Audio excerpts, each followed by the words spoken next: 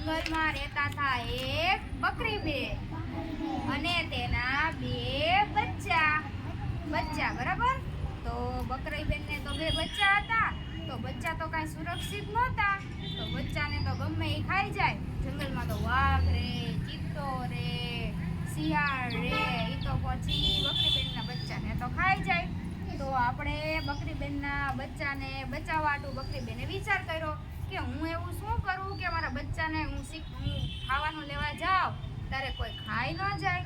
એટલે બકરી બેનને વિચાર આવ્યો કે હું એક ઘર બનાવું. હું બનાવું ઘર બનાવું. તો બકરી બેન તો ગયા, રસ્તા વચ્ચે બેહી ગયા. તો એક દિવસ એક ગાડું નીકળ્યું. ગાડામાં શું હતું? શેરડી ભરેલી હતી. તો શેરડીવાળા ગાડાવાળા ભાઈ આવ્યા. તો ઈ કે એ બકરી આગી બેઠ. ઈ કે બકરી આગી ખાસ. તો એમ કીધું. એટલે પછી ઓલા બકરી બેન કે એ બકરી હું કેસ? ઈ કે મારું નામ બકરી બેન છે. બકરી બેન કેમ કે? તો હું અહીંયાથી આગી ખસું. તો કે આ મારી ભૂલ થઈ ગઈ. બકરી બેન આગા ખસો. તો કે ના, હવે હું એમ આગી ખસું નહીં. તો એ કે બકરી બેન હું તમને શેરડીના ભારા આપું. તમે થોડાક શેરડીના ભારા રાખો. તો હવે તો મને જવા દેશો? તો બકરી બેન કે હા, હવે હું જવા દઈશ. પછી બકરી બેન આગા ખસી ગયા. પછી પાછું થોડોક ટાઈમ થયો તો પાછો એક ગાડાવાળો આવ્યો. તો એ ગાડામાં હું ભર્યું હતું? ગોળના ગાડા ભર્યા હતા. ગોળવાળા ગાડા ભર્યા હતા. તો એ ભાઈ કે એ બકરી આગી ખાસ. તો એ તો બકરી તો વચ્ચે બેઠી હતી. તો કે ના, હું ન ખસું. તે મને બકરી હું લેવા કીધું? તો પછી બકરી કે મને તું બકરી બેન કે? તો એ કે આગી ખસું. તો કે એ બકરી બેન મારી ભૂલ થઈ ગઈ, મને માફ કરી દો. હવે બકરી બેન આગા ખસો ને હું તમને થોડા ગોળના કોથળા આપું. ગોળના કોથળા આપું. એટલે પછી બકરી બેને ગોળના થોડા કોથળા લઈ લીધા. પછી બકરી બેન ખસી ગયા. પછી થોડોક ટાઈમ થયો તો પાછા ગાડાવાળા ભાઈ આવ્યા. એ ગાડામાં શું હતું ખબર છે? ટોપરા હતા.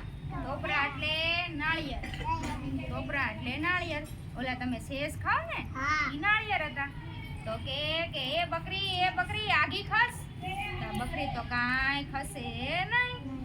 તો એણે એવું કીધું કે હું તમને થોડા ટોપરાના નાળિયેરમાંથી કોથળા થોડાક આપું. નાળિયેરના કોથળા થોડાક તમને આપું. તો હવે તો મને આગળ જવા દો? તા કે હા, તો જવા દઈશ. તો એવી રીતે બકરીએ હું ભેગું કર્યું?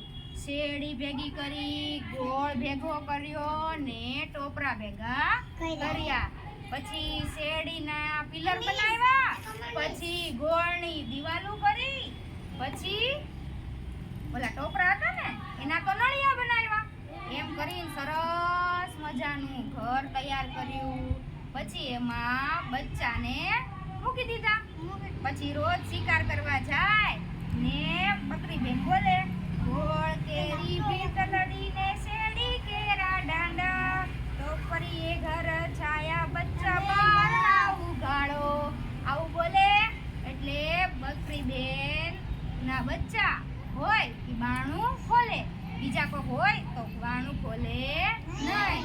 તો બકરી આવે ત્યારે હું બોલે ગોળ કેરી ભીતલડી ને શેરડી કેરા ડાંડા ટોપરીએ ઘર છાયા બચ્ચા બારણા ઉગાડો. એવું બોલે એટલે બચ્ચા બારણું ખોલે. નકર બીજું કોક હોય તો બારણા ખોલે નહીં. તો પછી એક દિવસ બકરી બેન ઓલા ખાવાનું લેવા ગયા. બરાબર, ખાવાનું લેવા ગયા તો ઓલા એક દિવસ વાઘ આવ્યો. કોણ આવ્યું? વાઘ આવ્યો. તો વાઘ તો બારણું ખખડાવે ને પૂછે બચ્ચા કોણ છો? કે બારણું ખોલ. એને ઓલો અવાજ આવ્યો નહીં. બકરી બેનના બચ્ચા બકરી બેન શું બોલતા હતા કે ગોળ કેરી ભીતલડી ને શેરડી કેરા ડાંડા ટોપરીએ ઘર છાયા બચ્ચા બારણા ઉગાડો. એવું બકરી બેન હોય તો બારણા ખોલવાનું, નકર બારણા ખોલવાના નહીં. એટલે વાઘ આવ્યો તો બારણા ખોલ્યા નહીં, કારણ કે એણે એવો અવાજ કર્યો નહીં. એટલે બકરી બેનના બચ્ચા બચી ગયા. નકર તો વાઘ ખાઈ જાય. નકર શું થાય? વાઘ ખાઈ જાય ને. હા, તો એવી રીતે બચ્ચા બચી ગયા. તો પછી થોડીક વાર થઈ એટલે બકરી બેન આવ્યા. તો બકરી બેન તો બોલ્યા, ગોળ કેરી ભીતલડીને શેરડી કેરા ડાંડા, ટોપરીએ ગરચાયા બચ્ચા બારણા ઉગાડ્યો. પછી બચ્ચાએ બારણું ઉગાડ્યું. હા, પછી એવી રીતે બકરી બેનના બચ્ચા બચી ગયા.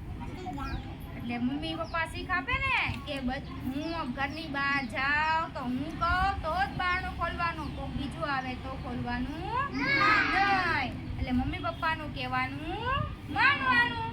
બરાબર? હા, આ શીખ મળી ને આપણને કે મમ્મી પપ્પા કે ઈ જ કરવાનું.